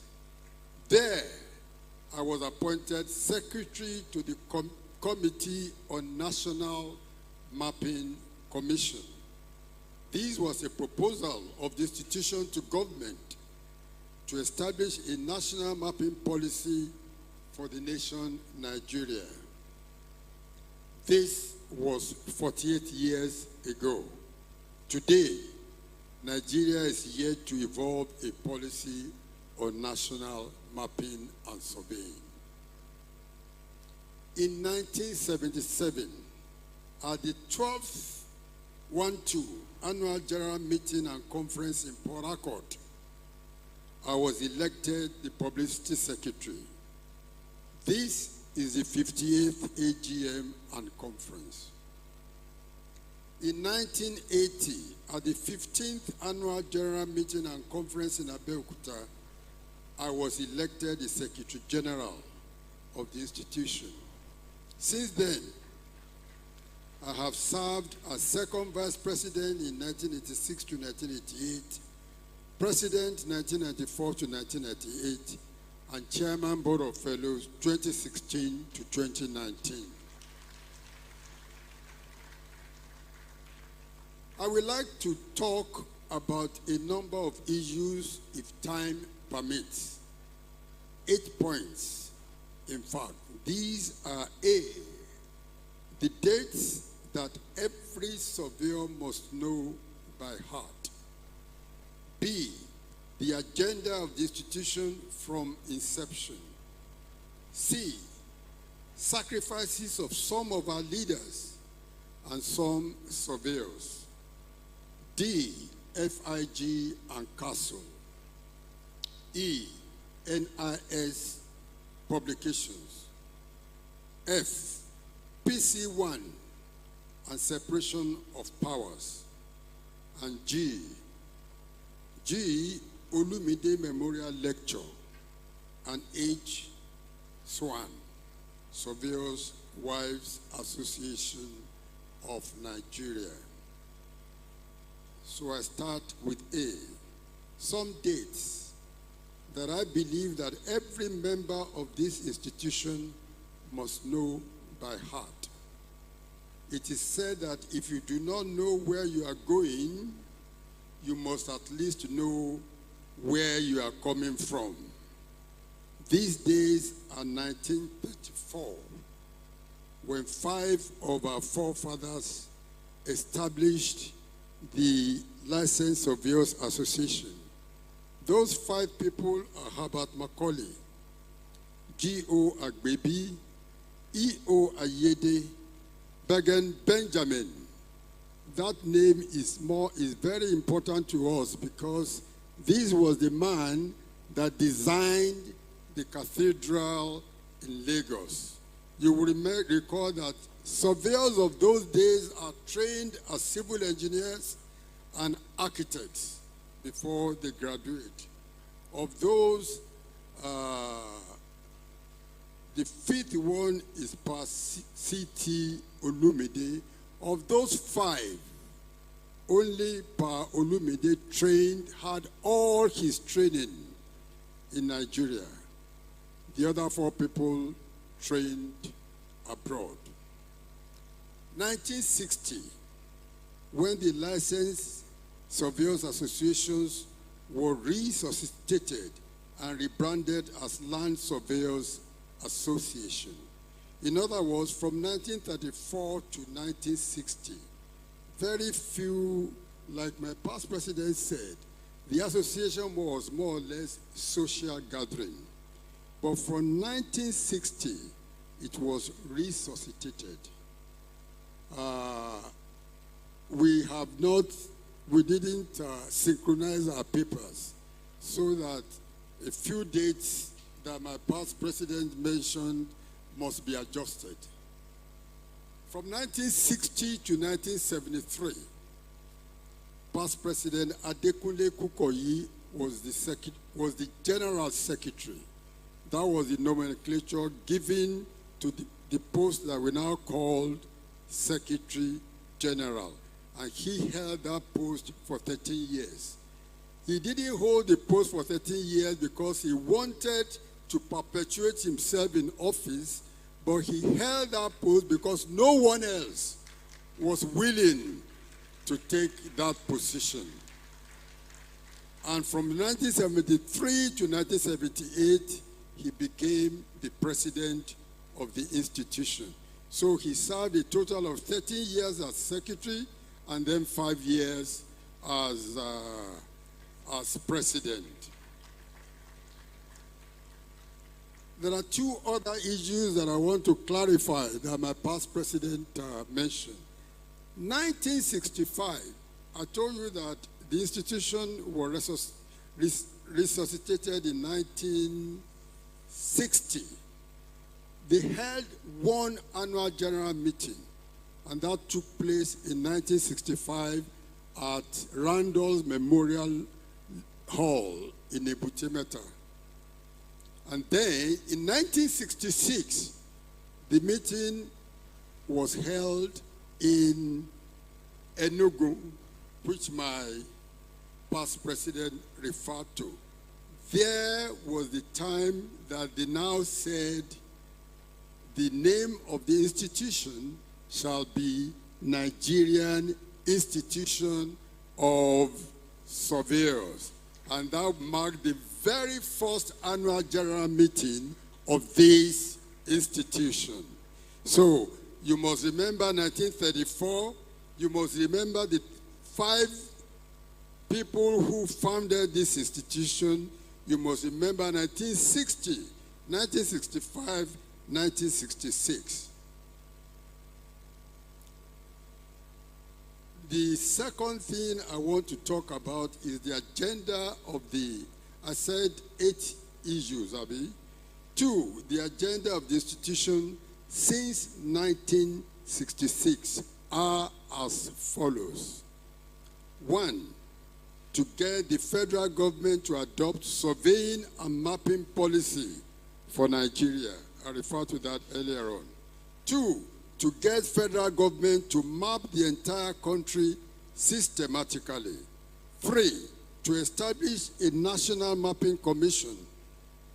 I can still hear these people talking. Mr. President, do I have your permission to ask them to leave the hall, please?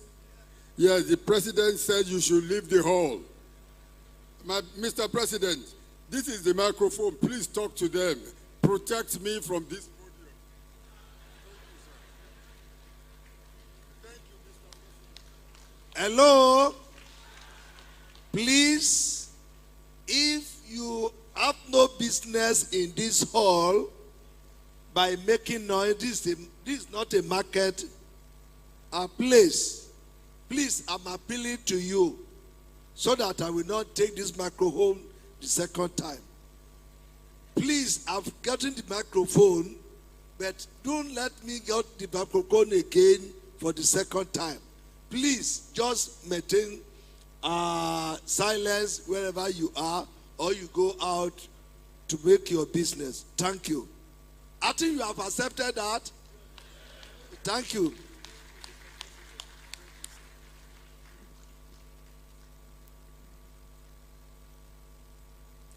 Four, to extract surveying and mapping content from government turnkey projects to be undertaken by Nigerian nationals rather than foreigners.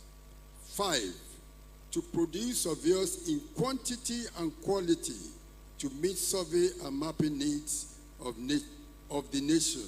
Hence, the pursuit of SOBON, not SOCON. And in recent years, that's number 6, to review or amend survey laws with emphasis on membership, especially in view of endless agitation of creation of more states in the country. Of these 6 items on the agenda, the institution at 90 has achieved only 1 of those attempts. And I think it's, Mr. President, that we should look at this. The only one we have achieved is producing surveyors in quantity and quality to meet the mapping needs of the country. When I got my license, only 5 people were licensed throughout the country. We were told yesterday that 450 new surveyors were inducted in 1 year. Now you are getting to a stage, if you do not pursue the other 5 items, you will be producing surveyors that will have no job to do. So, Mr. President, I beg of you to please take note of this issue. 3, sacrifices of our past leaders and some individuals.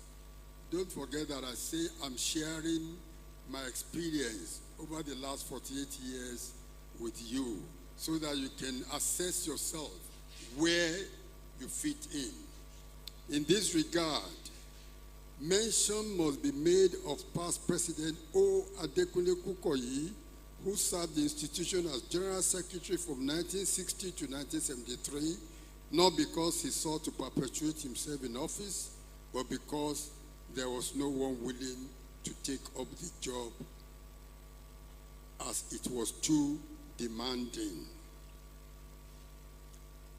And when Ogadaramola, D.O. Daramola, offered to take the job of General Secretary, it cost him his job in federal service. He was forced to resign. Thereafter, past President Adekunle Kukoyi served as president from 1973 to 1978. Past President D.N. Akampo Aniyom was the first black man. I have problems with my eyes as well. Ever to hold the chairmanship of any commission of FIG. He became the chairman of Commission 7 of FIG in 1978. What shall we say of Pa Ekundayo Ajayi, and second president of the institution, who deputized for Pa C.T. Olumide from 1967 when health challenges prevented Pa Olumide to continue his duties as president until his death in 1970.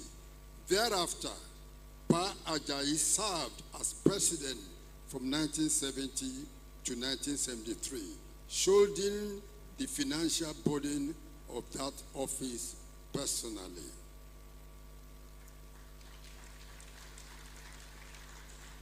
Past President Olatunde Kasim is one person who won my admiration for his service to this institution. As publicity secretary from 1974 to 1977, he paid personally, out of his own pocket, for tea for all delegates to biannual conferences of the institution in Ilorin in 1976. Throughout the 3-day conference, and as